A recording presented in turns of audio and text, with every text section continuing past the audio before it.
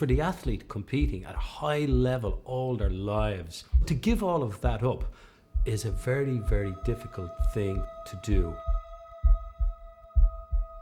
I love to think that her decision to when she retires is her own business. I'm never going to win an Olympic medal, a World Championship medal, a European Championship medal again, so I'm going to let go. Let Sonia decide. That's what's been going on, I suppose, the past few years, is just looking for that storybook ending, and I don't know, I haven't quite found it yet.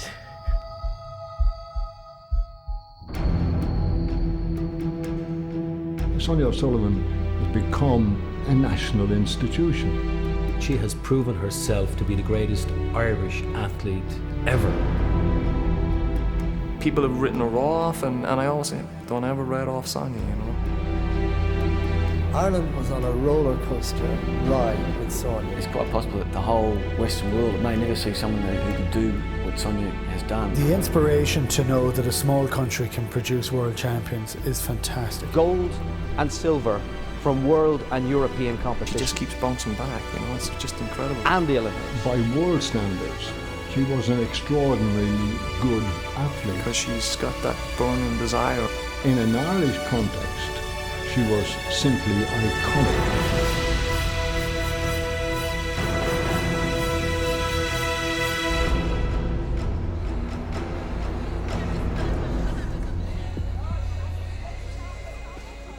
She'll always run, Sonia, so there's never life after running totally. Life after winning big races, well, I think we're in that now. Sonia will still like to compete and run. Ideally, I wanted to go and either set a PB or possibly get the Olympic qualifying standard in Berlin, but things just never really kind of went smoothly. I couldn't imagine what it's like in her position, because she knows that she can still run competitively, and we all know she can still run competitively, but whether or not she is absolutely desperate to, we don't know that. That's only in her mind. She has to make that decision for herself.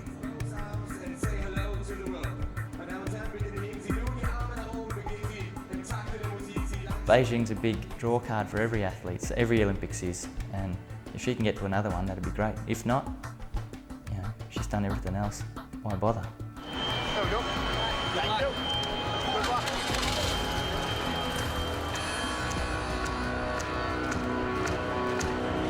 5, 4, 3, 2, 1, go.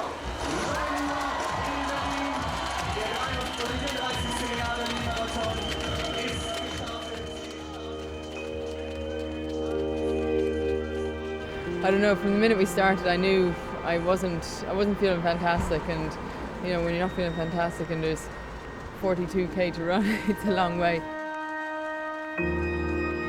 I thought, okay, we'll go through the first 5k and see how it goes, and it was just about that time that my feet really started to hurt me, and then I thought, oh no, there's nothing going to go right for me today.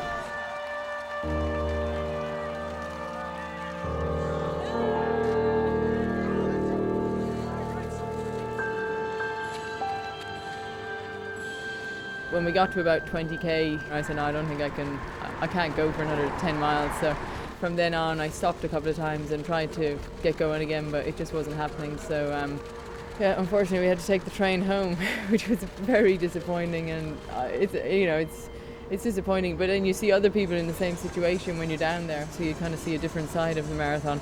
But I just want to achieve something, I think, before I say, okay, that's it. And if you don't start and try, then you never know. So I had to go out there and see how it was going to go today.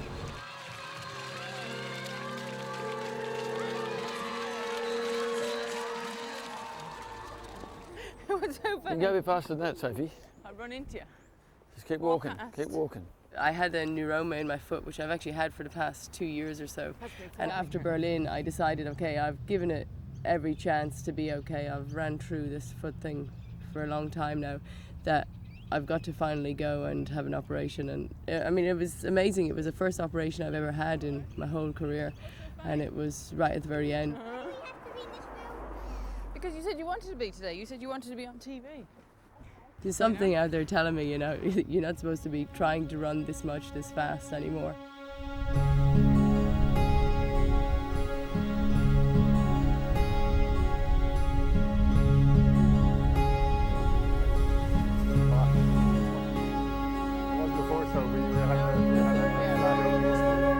I hear stories from guys that are all over the place, and when they say they're from Cove, people start to say, you know that girl Sonia O'Sullivan, like, and they get great pride in saying, oh yeah, I know her dad or I know her mum, and we live only 2 blocks away from her, whatever it may be. 72, I think, yeah.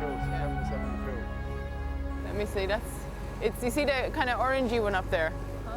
It's behind that, like way over, yeah, we're right over the top, yeah. So we had to go for a run to see the sea. It's changed a lot over the years. It's you know, they've improved the town so much, and it's very kind of, I suppose, a bigger tourist attraction now. Lots of different things down there. But yeah, no, I love going there and bringing Kira and Sophie there. It's really good fun. So where's this marina going to be? From here, is it? All along there, yeah, from there. Right along. As far as so here. They have to build up on the beach then? There's actually one street, and they call it the deck of cards. Athletics always had been very popular. It was a very simple sport to take part in. You didn't have to buy a bat or a racket. So it was a very popular, and it was, the culture of the sport was based on the village. So this is where I used to go training, in here. When my friends used to go to a disco on Friday night, I used to tell them I wasn't allowed to go, but I really didn't want to go because, you know, I was more interested in getting my training done and going to the races on the weekend. This is your first track, Sonia? This is the track, yes. This is where I first broke 10 minutes for 3,000 metres. Are you kidding? On my watch. Did you wear spikes on this? No! This is a road track. Yeah. It's about 600 metres around. And there's a couple of hills in it. I was tough then, you know. Shall we time you and see how long it takes to do a lap, Kira? Do you reckon? Yeah. Okay, you have to take your jackets off over here. Okay, wait now, we'll do it by this tree over here, okay? Wait now, by the tree over here. She used to finish school at 4 o'clock, and she would train from 4 till 5. And it didn't matter what else was on, rain, sunshine, otherwise. She trained from 4 till 5. Ready, go. Have you started them? Yeah. And then she went to her bedroom from 6 till 9 to do her homework. And that's what she done. And if I said to her to do something at 5 to 6, I would be told, no, I'm going to my room at 6 o'clock. So no, Sophie. They're about the same. Well, Kira's just depends now on the hill here. When I was growing up, all these runs, they seemed so much longer and further, and the hills seemed so much steeper and longer. And so I guess as an athlete, it was pretty good because all the challenges were there. I just remember, you know, racing out the road and looking behind me and trying to run as many poles as I could before the cars would catch me. And so I was always playing little games like that. And, you know, the sooner you got home, then the more time you had at home for your lunch. And then, you know, start to come back as late as I could, knowing that, you know, I could get back in 5 minutes if I ran. Are you really that tired, Toby? Put your hands on your knees. Put your hands on your knees and take 10 deep breaths. Put your hands on your knees. Right. We have an annual community games race here for under sixes, and that was the first time that I met with Sonia, and she ran in the under six race and won a lollipop, and says she thinks this was the first time that she had an athletics prize. Come on, come in. Come in. Hello, how are you? Okay. Not used to this scene. What? No. Welcome back Thank you very much. How are you? I'm all right. She was 11. She joined the club. So a lot of her friends were in the club and they were going to this disco and children's party, Christmas party. So Sonia decided she joined too. It was a nice place to go for a disco, so I decided I wanted to go, and a few of my friends as well, so we decided to join the club. She'd come out after school here and do her runs and her training with 2 or 3 other guys, and then she'd go home and do her homework. So, you know, she was very dedicated. Well, I started with Sonia about when she was 13.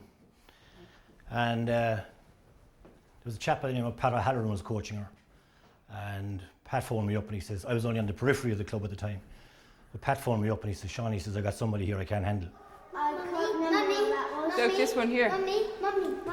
What? When was that? What? That's in 2000. 2000. Look at this one up here, Sophie, with the flag. Oh yeah. That's a good one, isn't it? Yeah. I'd always heard these stories about Sean Kennedy, that he was a really good trainer, you know, and he was really tough and strict, and he used to take these fellas out the back and have them run up the hills out the back of the island. So I thought, you know, I wanted to do a bit of that. What she needed was just to be told what to do and why she was doing it. And that's exactly what I'd done for her. I wrote down the programme and told her why she was doing it. And that's what she wanted most, just to be told what it was doing for her. And when the minute she got that on board, she was away.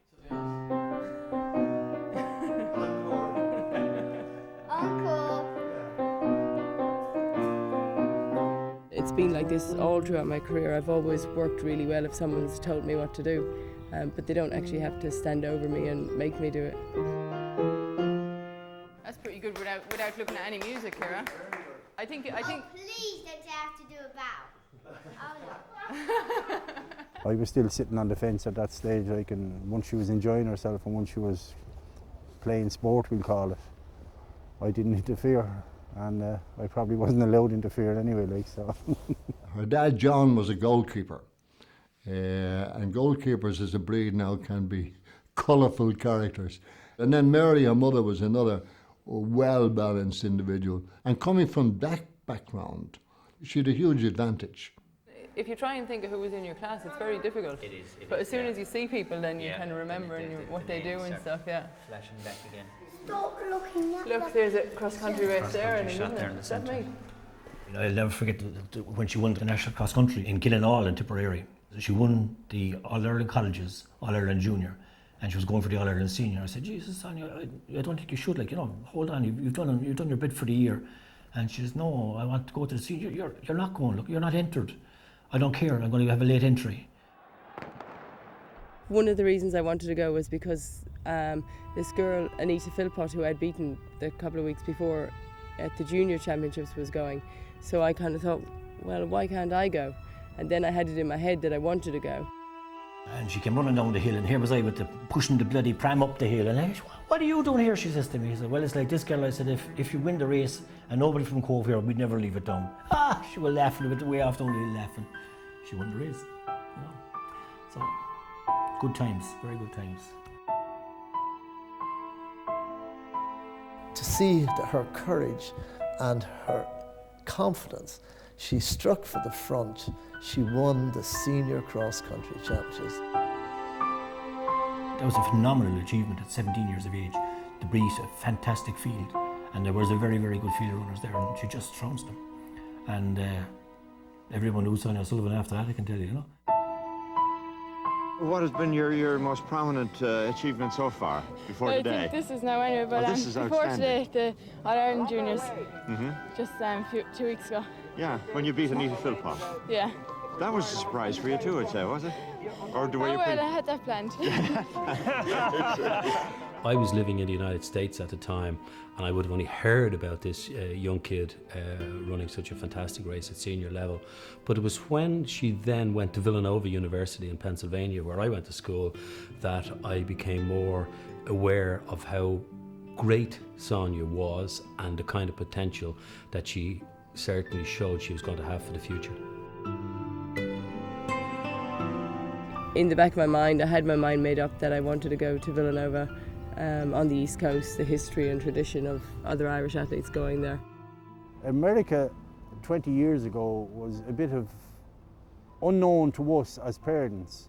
Now, it was the done thing in Irish athletics to accept a scholarship in America, but we didn't really realise how hard it was going to be for her. I think there was only at one stage where she seriously thought about not wanting to go back. She worked for a few days or a few nights in a local pub here, and she realised, listen, you know, there's more to life than having to earn a few bob this way, like, so. I remember working in the pub one night, and a fella came in and he says to me, "Didn't you used to run before?"